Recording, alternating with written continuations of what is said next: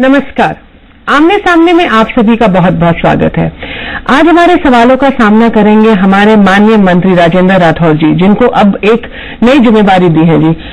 आपको सीएम साहिबा ने अब दिया है रूरल डेवलपमेंट, ग्रामीण विकास एवं पंचायती राज। क्योंकि ये सिर्फ एक डिपार्टमेंट नहीं है जी, पूरा का पूरा आपको स्टेट सौंप दी गई है। पर पता नहीं क्यों, क्या इस वाले डिपार्टमेंट को जो मंत्री आते हैं वो इसकी महत्वता को नहीं समझते हैं, क्योंकि विकास का जो दर होना चाहिए वो होता नहीं है जी ग्रामीण क्षेत्र में।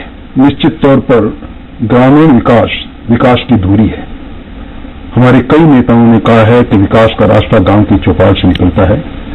माननीय मुख्यमंत्री जी ने बड़ी बेहतरी से राजस्थान में गांव के सर्वांगीण विकास के लिए योजनाबद्ध तरीके से कई योजनाएं बनाई है। उन योजनाओं का सफल क्रियान्वयन पहले से हो रहा था, पर यह महती जिम्मेवारी जब दी है तो निश्चित तौर पर उन्हें निभाएंगे। मैं समझता हूं कि मैं चूंकि खुद गांव की चौपाल से खेलकर राजस्थान के सचिवालय के गलियारा तक पहुंचा हूं, इसलिए गांव की पीड़ा को मैंने आत्मसात किया है और उसी अनुरूप गांव की वास्तविकता से मेरा पीछे भी है, उसी अनुरूप काम भी करेंगे। देखिए सर, क्योंकि जो बात आप कह रहे हैं वो बहुत सालों से हम लोग सुन रहे हैं। महात्मा गांधी जी ने भी कुछ ऐसा ही कहा था, जवाहरलाल नेहरू ने भी कहा, लेकिन ग्रामीण क्षेत्र में स्थिति बदलती भी बहुत है। कहने को आज के दिन बहुत विकास भी हो रहा है, लेकिन अगर सच्चा विकास हो रहा है तो पलायन कम क्यों नहीं होता है? ये तो एक नॉर्मल इकोनॉमिक सेंस है ना। अगर मेरे को जहां बैठे मेरे को रोजगार है, मेरे बच्चों को शिक्षा है, मेरे बच्चों को स्वास्थ्य सुविधाएं हैं, मैं काहे शहर की तरफ भागूंगी भाई? लेकिन नहीं है, इसलिए भागते हैं। गांव के अंदर आज भी बहुतायत में लोग खेती पर निर्भर करते हैं।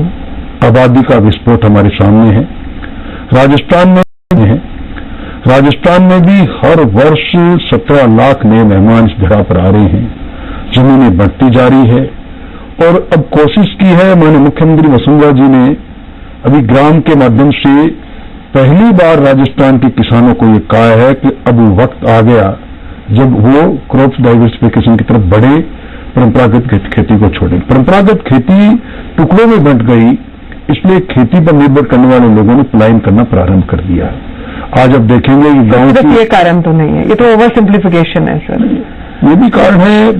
आज निश्चित तौर पर रोजगार की ज्यादा संभावनाएं मिलने की शहरों में है। किसी भी कारण से गांव के अंदर आज इंडस्ट्रियलाइजेशन कम हुआ है, गांव के अंदर कॉटेज इंडस्ट्री कम पनपी है, इस बात को स्वीकार करने में कोई गुरेज नहीं। इसी नाते पलायन लगातार हो रहा है और कुछ जीने का अंदाज बदला है लोगों का। लोग गांव के प्रति धीरे धीरे मैं समझता हूं कि मोह भंग हो रहा है और इसके कारण से कुछ पलायन है भी। और जब मैं देखता हूं शहरी जनसंख्या के बढ़ाव को तो निश्चित तौर पर एक मन में चिंता उठती है कि आजादी के 70 वर्ष गुजर गए, आज भी गांव का इंसान शहर की ओर ताक रहा है, कब मुझे मौका मिले, कब मैं शहर की तरफ जाऊं। सर, हमारे पास 5.25 करोड़ आज भी ग्रामीण क्षेत्र में रहते हैं, राजस्थान की बात कर रही हूं, और जबकि बाकी कुछ 1.25 करोड़ 1.5 करोड़ हमारे पास शहरों में रहते हैं। डीमोनेटाइजेशन का असर गांव में कितना हुआ? कह रहे हैं कि गांव में पैसा नहीं पहुंचा और इसका बहुत बहुत ज्यादा असर हुआ है, क्योंकि सर कई गांवों के बीच में जाकर 1-1, 2-2 ब्रांचेज हैं, 40-40 लोगों की कतारें लगी हुई हैं और बहुत भारी नुकसान उठाया हमारे गरीब के इंसान ने और ग्रामीण क्षेत्र के रहने वालों ने। देखिए, किसी प्रकार का नुकसान गरीब और किसान और गरीब के साथ हुआ, ये इसको तो मैं सिरे से खारिज करता हूं। हाँ, ये सही है, विमुद्रीकरण के इस दौर के अंदर गांव के अंदर चूंकि रूरल बैंक हमारे पास इंफ्रास्ट्रक्चर कम है, पूरे देश में कम है, इसलिए गांव के व्यक्ति को पैसा लेने के लिए शहर की बैंकों की तरफ जाना भी पड़ा। और चूंकि कॉर्पोरेट मूवमेंट के साथ जुड़े हुए बैंक भी कम हैं, इसके कारण कुछ दिक्कतें जरूर हुई, पर इन सारी परेशानियों को उसने प्रसाद के रूप में ग्रहण किया है। सर, आपकी सरकार ने अब जाके एक अपना वो मोबाइल एटीएम को खोला है, पहले नहीं कर सकते थे क्या? नहीं, मोबाइल एटीएम और भामाशाह स्वास्थ्य बीमा योजना के माध्यम से डीटीबी को माननीय मुख्यमंत्री जी ने बहुत पहले से प्रारंभ किया। रुपे कार्ड के अंदर भी राजस्थान देश के अंदर उन अग्रणी राज्यों में है जिन्होंने पहले इस प्रकार की योजना का नवाचार किया था। पर पूरे देश के अंदर जब कभी भी इस प्रकार के निर्णय, जिस निर्णय के पीछे एक दूरगामी सोच हो, जहां आतंकवाद पर चोट हो, काले धन के जड़ों में तेजाब डालने का काम हो, जहां राष्ट्रीयता भावना के साथ हम किस प्रकार कहें कि हम हमारा देश विश्व की मजबूत अर्थव्यवस्था में की श्रेणी में आकर खड़ा हो गया, तो इस प्रकार के निर्णय के अंदर कुछ परेशानियां होती है। पर ये जितनी बातें आपने कही है सर, वो तो आने वाले समय में हमें पता चलेगा। सर देखिए, गांव के सामने चैलेंज ना आज भी वही है जो बहुत साल पहले था। ठीक है, स्कूल है तो टीचर नहीं है, अस्पताल है तो डॉक्टर नहीं है, खेत है तो पानी नहीं है। ये बेसिक चैलेंजेस से लड़ते रहेंगे सर। देखिए, मैं ये नहीं कह सकता कि गांव के अंदर आमूलचूल परिवर्तन एकाएक हो। और इसका मैं इसका कोई भाजपा या कांग्रेस से लेना देना नहीं है सर। ये एक प्रवृत्ति है। टीचर उस गांव से पढ़ के निकलेगा पर उस गांव में वापस पढ़ाने नहीं जाना चाहेगा। उस गांव से निकल के वो डॉक्टर बन जाएगा पर वापस अपने गांव में जाके वो इलाज नहीं करना चाहेगा। ये विडंबना है।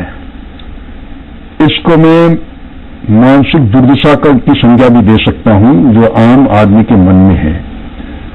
जिस डाली से निकलते हैं, जिसकी छाया से निकलते हैं, उसकी छाया में संबल होकर वापस लौटना नहीं चाहते। ये बड़ी चुनौती है और कई स्कीम्स के माध्यम से कोशिश हुई है कि हम गांव के अंदर ठहराव हमारे चाहे चिकित्सक हो चाहे शिक्षक हो उनका ज्यादा से ज्यादा रहे। पर इसको मैं स्वीकार कर रहा हूं और मैं मानता हूं कि सभी सरकारों ने प्रयास किया, पर आज भी सरकारी कर्मियों का ठहराव शहर के वनस्पत गांव में कम है।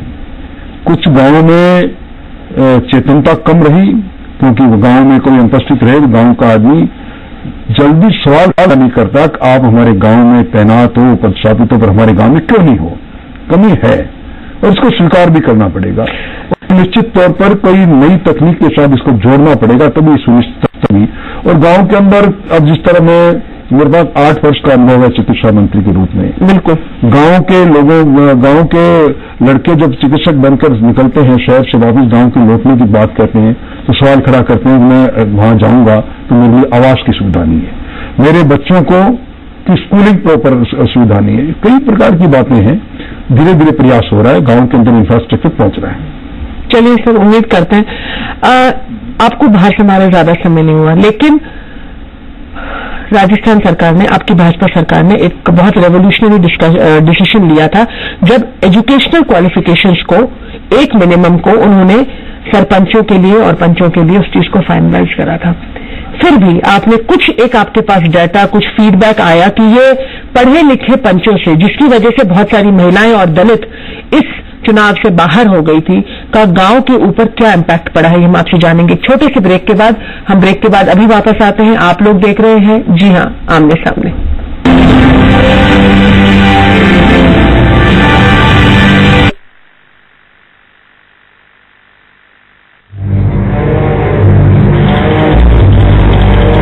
जितनी तेज होती है खबरों की चाल, उससे भी तेज होती है वक्त की रफ्तार। हर पल बहुत कुछ बदलता है, तो वक्त के साथ रहिए तमाम खबरों से अपडेट।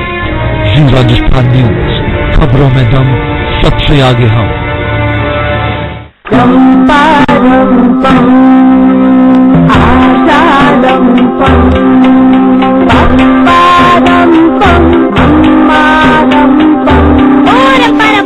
मुझसे इतना प्यार तो मेरे टीकाकरण का क्यों नहीं ध्यान? हाँ, जिम्मेदारी तो आप ही की है, क्योंकि टीकाकरण आपके बच्चे को टीबी, टेटनस, खतरा, काली खांसी, polio, diphtheria, hepatitis B, Hib pneumonia और मेनिंजाइटिस से बचाता है। भूल न जाना, टीकाकरण जरूर करवाना। ये सरकारी स्वास्थ्य केंद्रों में मुफ्त है।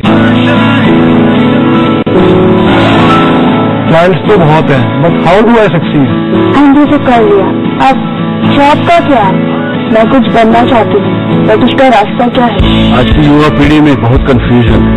आपके मन में लगता है कि आपके प्रश्नों के जवाब देने वाला कोई नहीं, तो आइए मेरे साथ मेरे शो में मैं आपको रास्ता दिखाऊंगा। Doctor Subhash Chandra show.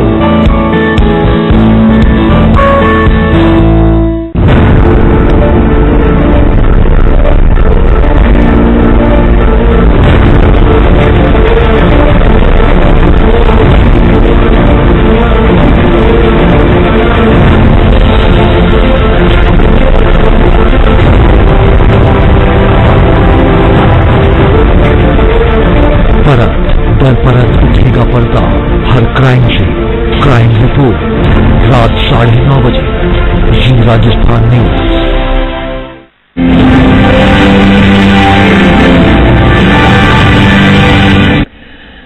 Break के बाद आप सभी का स्वागत है। आइए जानते हैं मंत्री राजेंद्र राठौर साहब से कि आखिर ये जो एक शिक्षा की एक मिनिमम क्वालिफिकेशन होनी चाहिए पंचों और सरपंचों के लिए, इसको लागू करने के बाद जो हमारे पढ़े लिखे पंच सरपंच आए उन लोगों ने गांव में कितना इम्पैक्ट लाया, क्योंकि देखिए इसका नुकसान भी हुआ है, हम उस चीज को नहीं कह सकते, लेकिन क्या वो जो आज फायदा हो रहा है उस गांव को, क्या वो नुकसान को उसने कवर कर लिया? राज्य सरकार ने बहुत क्रांतिकारी फैसला किया है। पूरे देश में इस फैसले को सराहा गया है। आज प्रदेश के अंदर हमारा पंच सरपंच और जिला परिषद में बैठे, पंचायत समिति में बैठे लोग शिक्षित लोग हैं, वो सारी योजनाओं को देख रहे हैं। मैं इस भाग में, अभी मैंने इस भाग को संभाला है, पर मुझसे जो भी शिष्टमंडल मिलने आए वो सब लोगों को पता है राज्य सरकार की योजनाएं क्या है। प्रदेश के साथ साथ उनको केंद्र की योजनाओं का मालूम है और वो कोशिश करते हैं कि उन योजनाओं का लाभ हमारे गांव में, मेरी ग्राम पंचायत तक पहुंचे, क्योंकि ये बहुत जरूरी है। तो पहले तो जो योजनाएं तो होती थी, लेकिन वहां गांव में बैठे हुए को पता ही नहीं होता था कि हमारे लिए ये योजना भी है। निश्चित तौर पर और एक परिवर्तन का दौर प्रारंभ हुआ है। गांव के लोगों में, जो हमारे प्रतिनिधियों में चेतनता आई है, वो योजना को समझने लगे हैं। और इसीलिए आपने देखा होगा कि जब से ये फैसला हुआ, इस बार जो पंचायत समितियां और ग्राम पंचायत जिला परिषदें बनी हैं, उनके अंदर जो हमारी योजनाओं का एक्सपेंडिचर है वो भी लगातार बढ़ता जा रहा है।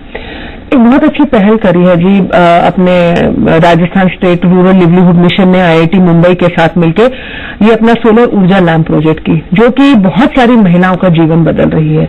आपने इसमें आके देख पाए हैं कुछ अपने इस समय में अभी तक? मैंने देखा, डूंगरपुर में एक अप्रत्याशित कार्य किया है वहां के एसएचजी ग्रुप ने, महिलाओं ने, बिल्कुल, और एक ऐसा सोलर लैंप का बनाना उन्होंने प्रारंभ कर दिया कॉटेज इंडस्ट्रीज के रूप में, जिसकी मान्यता भी है, जिसकी गुणवत्ता भी है।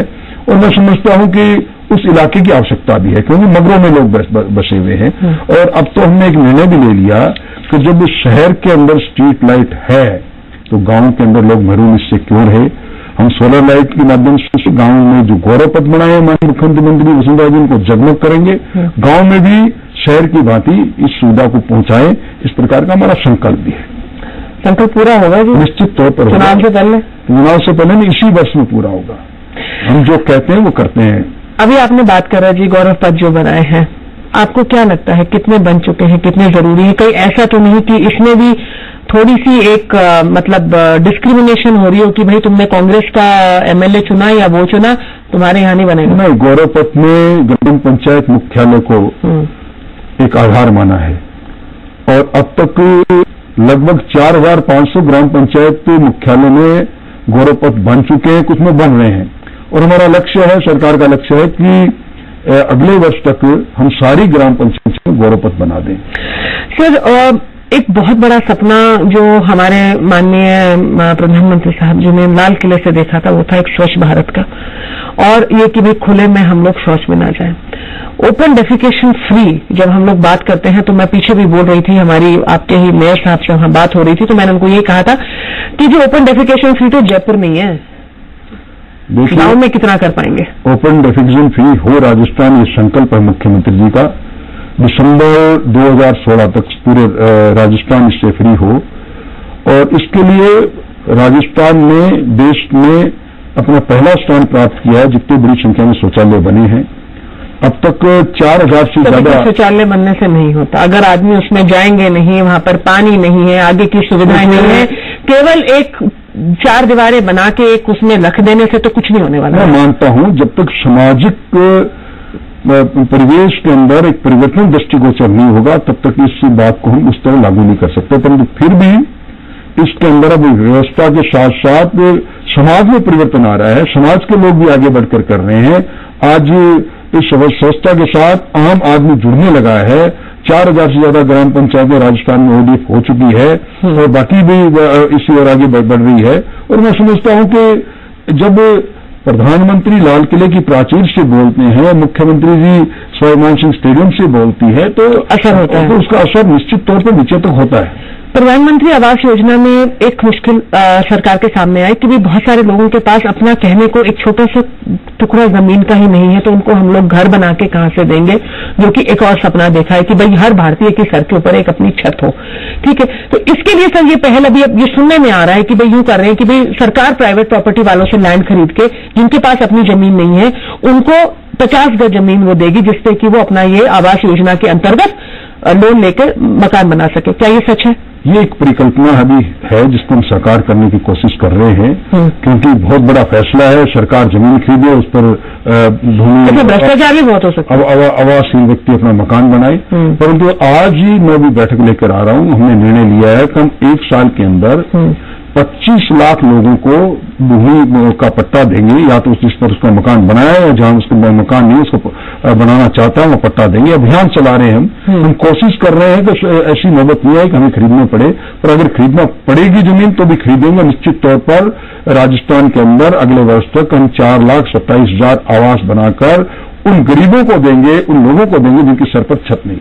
सर, पंचायत जो एक पंचायत होती है, क्या वो अपना बजट खुद डिसाइड करती है कि किस पे कहां पे क्या खर्च होगा? क्योंकि मध्य प्रदेश में एक पहल हुई है कि पंचायत अपना बजट खुद बनाए।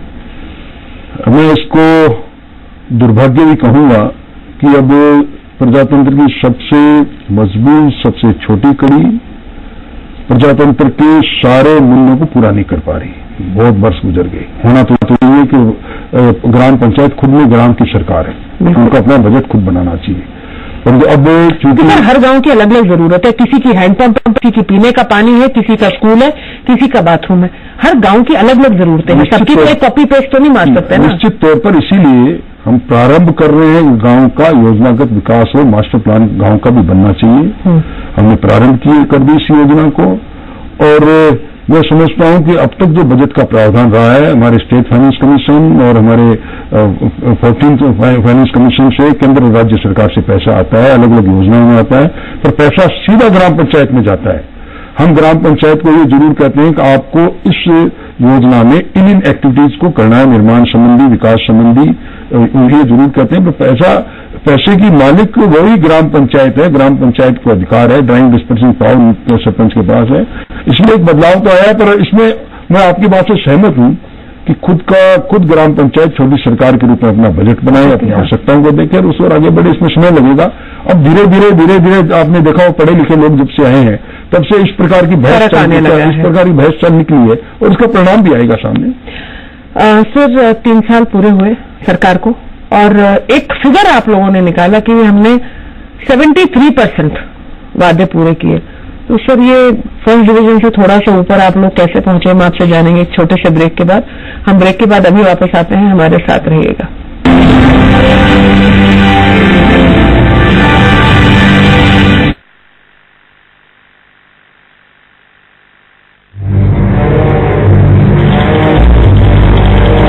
जितनी तेज होती है खबरों की चाल, उससे भी तेज होती है वक्त की रफ्तार। हर पल बहुत कुछ बदलता है, तो वक्त के साथ रहिए तमाम खबरों से अपडेट। जी राजस्थान न्यूज, खबरों में दम, सबसे आगे हम।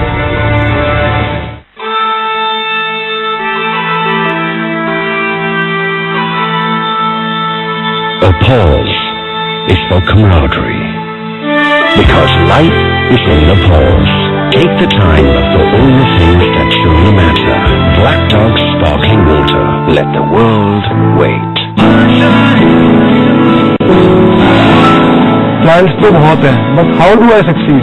एमबीए तो कर लिया, अब जॉब का क्या? मैं कुछ बनना चाहती हूँ, बट उसका रास्ता क्या है?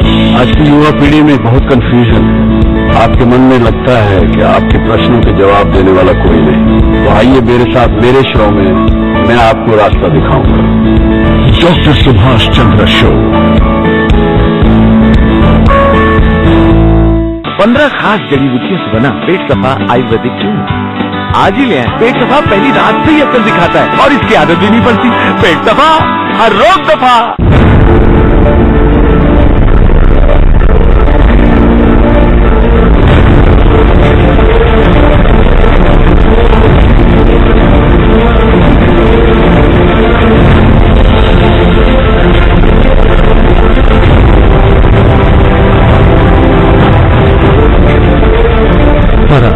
घर पर उठेगा पर्दा हर क्राइम से। क्राइम रिपोर्ट रात 9:30 बजे, ये राजस्थान न्यूज।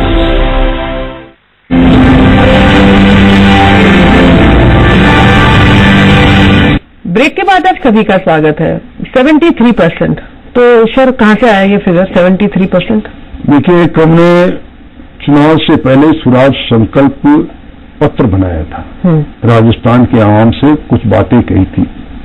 उसमें सभी विभागों से संबंधित अलग अलग घोषणाएं थी। उन घोषणाओं का मूल्यांकन कितनी घोषणाओं पर अमली जामा पहनाया जा चुका है माननीय मुख्यमंत्री जी के स्तर पर हर 3 महीने में एक बार बड़ा विस्तृत रूप से होता है। मैंडेट दिया हुआ है सारे डिपार्टमेंट्स को जिसको पूरा करें। उसी का आंकड़ा ये कि अब तक 73% हमने जनता से जो वादा किए थे हमने भी पूरे किए।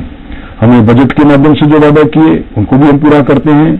और मैं समझता हूं कि पहली सरकार जो सरकार चुनाव से पहले कही गई बातों को गंभीरता से ले रही है वो भारतीय जनता पार्टी की वसुंधरा जी के नेतृत्व में बनी हुई सरकार है। हाल ही में भी कैबिनेट की मीटिंग में कुछ एक सर आपका, क्योंकि पार्लियामेंट्री अफेयर्स आपका जो है वो भी आपके पास ही है, वो भी आप ही हैंडल करते हैं, तो राजस्थान स्कूल रूल्स फीस को लेके कश्मकश चल रही है। प्राइवेट स्कूल्स कई बार ये भी कहते हैं कि भाई आप लोग अपने तो स्कूल ठीक से चला नहीं पाते और अब हमारे अंदर भी आपने इंटरफेरेंस शुरू कर दिया। इंटरफेरेंस की बात नहीं है, ये जो आरटीआई एक्ट बना है उस एक्ट के अंदर ये प्रावधान थे कि प्रत्येक सरकार एक फीस को रेगुलेट करने के लिए, क्योंकि आपने देखा होगा पहले तो प्राइवेट स्कूल के अंदर 1% बीपीएल से चयनित परिवारों के बच्चों को एडमिशन देने का प्रावधान किया गया और अब अभिभावक और मैनेजमेंट दोनों मिलकर उस स्कूल के सारे संसाधनों को देखते हुए, स्कूल के सारे एचआर और स्कूल के इंफ्रास्ट्रक्चर को देखते हुए फीस तय करें। मैं समझता हूं एक बड़ा अच्छा फैसला सरकार ने अभी कल ही कैबिनेट में लिया है और जहां शिक्षा की गुणवत्ता इससे बढ़ेगी उसके साथ साथ वहां गरीब आदमी भी प्राइवेट स्कूलों की तरफ आंख उठा के देख सकेगा, एक अरमान पाल सकेगा मेरा बच्चा भी यहां जा सकता है। अर्बन रेगुलराइजेशन कैंप्स आपको स्थगित करने पड़े क्योंकि हाईकोर्ट थोड़ा कह रहा है कि भाई सिटी मास्टर प्लान से इतनी दूर नहीं जा सकते आप। बहुत बड़ी आवश्यकता थी कि हम गांव में छोटी मोटी जो समस्याएं हैं उन समस्याओं के निराकरण के लिए कैंप लगाएं, पर जो माननीय उच्च न्यायालय का निर्णय अभी सामने आया है उस निर्णय के अंदर मास्टर प्लान को लेकर कई प्रकार के ऑब्जर्वेशन दिए हैं। उसके कारण से हम जो जिस प्रकार की कॉलोनीज को रेगुलराइज करना चाह रहे थे, आज आप देख रहे हैं कि सारे शहरों के अंदर रेजिडेंशियल कॉलोनी के अंदर कमर्शियल एक्टिविटीज हो रही है। बहुत ज्यादा से नहीं, बरसों से हो रही है। सरकार के पास पैसा नहीं आया कि वो कमर्शियल एक्टिविटीज वो कर रहा है। उस व्यक्ति के मन में डर है कि मैं आज रेजिडेंशियल मेरी उसमें बैठकर और कमर्शियल एक्टिविटीज कर रहा हूं, उसको पट्टा मिले, उसको वैधानिक अधिकार मिले, वो भी। इससे भ्रष्टाचार भी बढ़ता है, इससे भ्रष्टाचार भी बढ़ता है। अगर वो उसको भी लगता है मैं गलत काम कर रहा हूं तो वो भी कहीं ना कहीं ये सोचता है कि भैया 4 पैसे देके चीज को ना करूं, जायज हो चाहे नहीं हो। तो रेगुलराइजेशन तो जरूरी है। तो कुछ आप कुछ कोर्ट में कुछ एक प्रपोजल दे रहे हैं, चर्चा कर रहे हैं, अपील कर रहे हैं? अभी माननीय उच्च न्यायालय के निर्णय का अध्ययन किया जा रहा है, आवश्यकता पड़ने पर अपील भी करेंगे।